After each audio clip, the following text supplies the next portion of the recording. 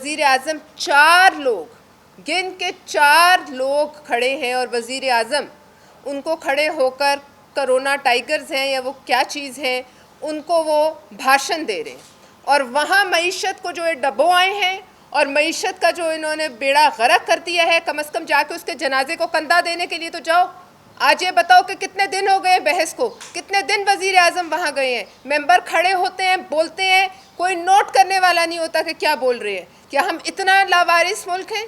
ویسے بھی جب ٹائیگرز ہوں اور عمران نیازی ہو نیازی ان کی اوپر آ جائیں ان کو لیڈ کرنے کے لیے، تو ملک کے لیے بہت برا شگون ہے۔ آپ یاد کر لیجئے کہ اس سے پہلے کیا ہوا تھا۔ بدقسمتی کی ایک جو ہے نا تاریخ رقم ہو رہی ہے اس ملک میں۔ گھروں میں جن کو آپ نے آئسولیٹ کیا، ان کو کہا آپ گھروں میں رہیں، وہ ایک ایک سلنڈر کے پیچھے ان کے لواحقین بھاگتے رہے آکسیجن کے، وہ ایک ایک سانس کے لیے تڑپتے رہے، اور کتنے جو ہیں ان میں سے وہ وفات پا گئے۔ کسی کی کان پہ جوں رینگی، آپ کھڑے ہو کے کس منہ سے کہتے ہیں میرا ویژن ہے؟ کون سا ویژن؟ یہ ابلیس کا ویژن ہو سکتا ہے کہ مسلمانوں کو دھکا مار کے قبر میں اتارو، یہ کسی پاکستانی حکمران کا ویژن نہیں ہو سکتا۔ کس ویژن کی ابھی بھی ان کا ایک وزیر کھڑے ہو کے کہہ رہا تھا کہ عمران خان کے ویژن کو دنیا کاپی کرتی ہے۔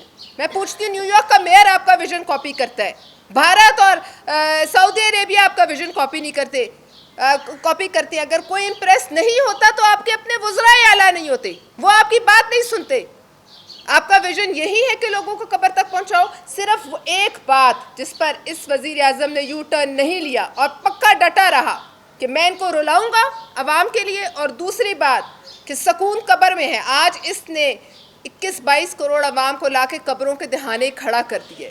اس سے زیادہ بے بسی کی موت کیا ہے کہ آپ گھر پڑے مر جائیں، نہ ہسپتال جا سکے، نہ کوئی آپ تک آ سکے، نہ کوئی آپ کو دفنا سکے، اور یہ آرام سے بیٹھے اپنے ویژن کی تعریف کر رہے ہیں۔ اسلام آباد کے ڈپٹی کمشنر پول کرا رہے ہیں کہ کیا میں لاک ڈاؤن کروں یا نہ کروں۔ یہ مذاق ہے؟ یہ بنانا ریپبلک ہے؟ یہ کیا ہے؟ قاضیوں کو دھمکیاں لگ رہی ہیں، سپریم کورٹ کے ججوں کو گالیاں دی جا رہی ہیں، اور یہ آرام سے بیٹھے ہیں 4 لوگوں کے سامنے فوٹو سیشن کرا رہے ہیں۔ پھر اسی وبا کے دوران سندھ کا دورہ کرنے کا ان کے دل میں خواہش پیدا ہوتی ہے۔ سندھ جاتے ہیں اور کہتے ہیں چھابڑی والے کو سے کیوں بند کیا۔ میرے دل میں، بلاول صاحب کے دل میں تو کوئی ان کا دکھ نہیں ہے غریبوں کا۔ آپ کے دل میں، جن کے دل میں دکھ تھا جو یہاں سے سندھ تک گئے، وہ وہاں بجائے کہ کسی ڈاکٹر، مریض، کسی نرس، کسی ورکر، کسی سے مل لیتے، کسی چھابڑی والے سے ہی مل لیتے سڑک کے کنارے گاڑی روک کے، وہ 135 قسم کے کھانوں پر ہاتھ صاف کرتے رہے۔ سالم مرغے، سالم بکرے، مرغابیاں، ہرن، یہ ہے ان کا ویژن، اور یہ ہے غریب کا دکھ۔ اور غریب کا دکھ تو اس وقت سامنے آیا جب واپسی پر کسی چھابڑی والی کی قسمت تو نہ جاگی، عقیل کریم ڈیڈی کی قسمت جاگ گئی، وہ انہوں نے اس کو آتے ہی پاکستان سپورٹس بورڈ میں ممبر لگا دیا۔ میں صرف یہ پوچھنا چاہتی ہوں کہ عمران خان صاحب، یہ جو آپ کا اور زلفی بخاری کا ویژن تھا، کرونا کے حوالے سے اس ملک کو تباہی کے دہانے پہ لے آیا۔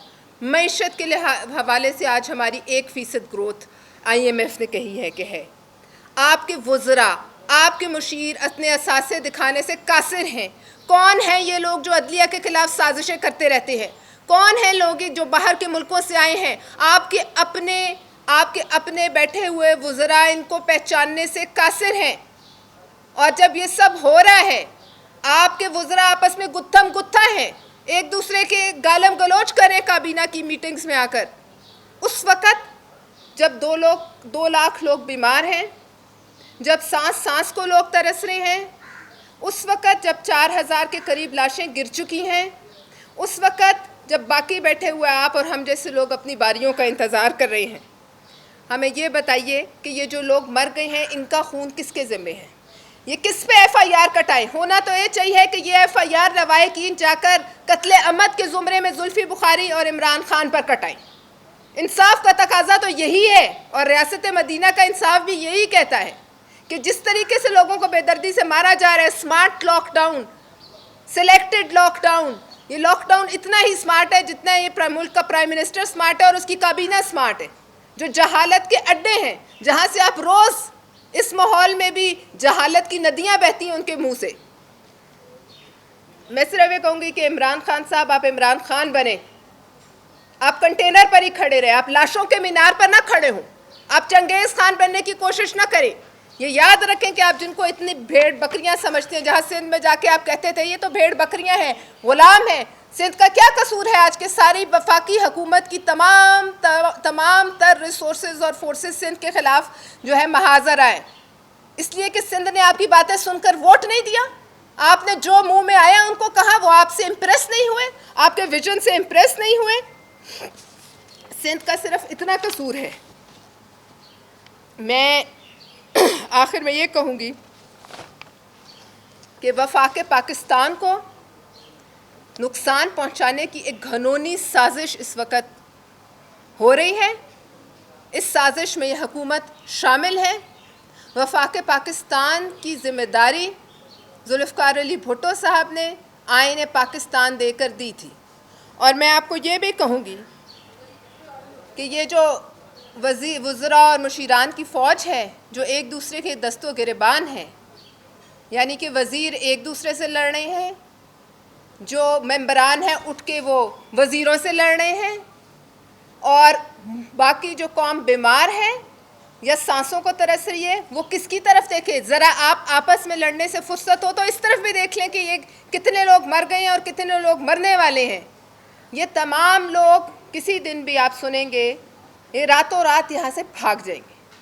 لہٰذا ہم یہ ڈیمانڈ کرتے ہیں کہ ان کے نام ECL میں ڈالے جائیں تاکہ یہ جواب دہی کے بغیر نہ بھاگ سکے. آج راجہ پرویز اشرف صاحب باعزت بری ہوئے ہیں.